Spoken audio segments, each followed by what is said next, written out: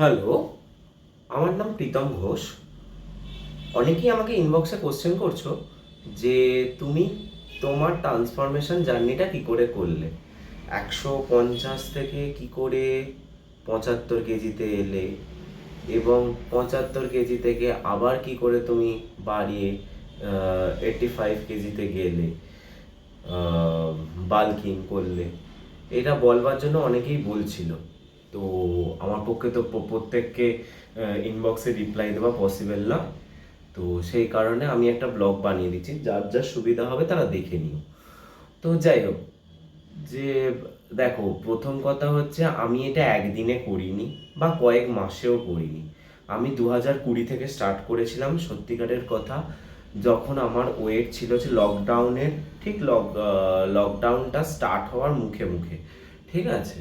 তো তখন স্টার্ট করেছিলাম বিকজ অফ, দেখো, লকডাউনের সময় এমনিও তখন খুব একটা বেশি কাজের প্রেশার ছিল না। তো সেই কারণে তখন আমি 150 কেজি হয়ে গেছিল, এবং তখন আমার অনেক অসুখও দেখা দিয়েছিল, যেরকম প্রেশার, সুগার, হ্যানা ত্যানা, এরকম অ্যাংজাইটি, হ্যানা ত্যানা, বিভিন্ন রকমের প্রবলেম যেগুলো ওভারসিটিতে আসে। তো সেই কারণে আমি ট্রান্সফরমেশন জার্নি স্টার্ট করি। তারপর হচ্ছে আমি 150 কেজি থেকে প্রথমে আমি গেছিলাম হচ্ছে 150 কেজি থেকে 75 আমি নিজের চেষ্টাতেই করেছিলাম। সত্যিকারের বলতে গিয়ে কারোর থেকে যদি নিয়ে করতাম তাহলে হয়তো আর একটু বেটার মাস্কুলারিটি আসতো। গাইডেন্স নিয়ে করতাম তাহলে আর একটু বেটার মাস্কুলারিটি হয়তো আসতো, এটা ঠিক কথা। কিন্তু আমি সেটা করিনি। আমি করেছিলাম হচ্ছে নিজের চেষ্টাতেই করেছিলাম।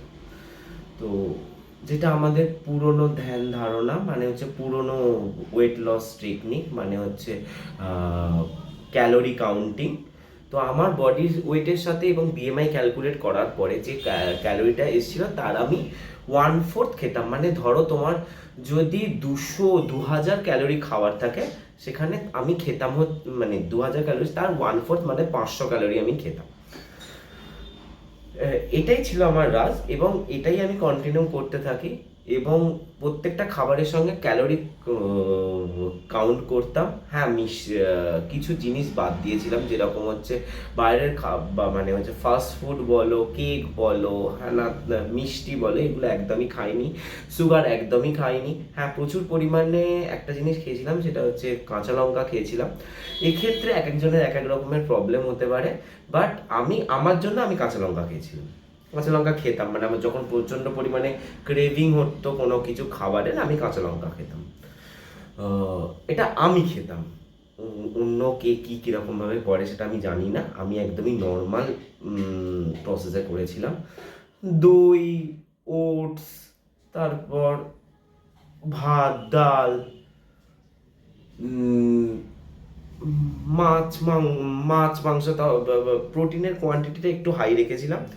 কার্বের কোয়ান্টিটিটা একদমই কম ছিল, মানে একদমই কার্বের কোয়ান্টিটি কম ছিল। এবং রাত্রিবেলা সব থেকে যেটা নো কার্ব করতাম, রাত্রিবেলার ক্ষেত্রে আমি শুধুমাত্র চিকেন সেদ্ধ, অথবা কোনো কোনো দিন হয়তো আমি তড়কা খেয়ে শুয়ে পড়তাম, তড়কার কড়াই শুধু সেদ্ধ খেয়ে শুয়ে পড়তাম। আর আমরা যে প্রফেশনে, মানে যে প্রফেশনে কাজ করি, সেই প্রফেশনে না, সত্যিকারের বলতে কি টাইম মেপে খাওয়া সম্ভব ছিল না। সেই কারণে আমি করেছিলাম হচ্ছে শুধুমাত্র যেমন আমার টাইম হতো তেমন টাইমে আমি খেতাম, এবং তাতেই আমার কাজ হয়েছিল। আজকে কাজ হয়েছিল বলেই 150 থেকে 75 কেজিতে আমি আসতে পেরেছি। যাই হোক, আর তারপর হচ্ছে এটা ফার্স্ট পার্ট রইল। তোমরা যদি চাও তো আমি কিরকমভাবে করেছিলাম তার 150 কেজি থেকে 75 কেজিতে, মানে পুরো হাফ করেছিলাম কি করে, তার ডায়েট চার্টটা আমি পোস্ট করে দিতে পারি যদি তোমরা চাও। আর 75 থেকে 95-এর যে বাল্কিং জার্নিটা, সেটা আমি পরের ভিডিওতে বলবো।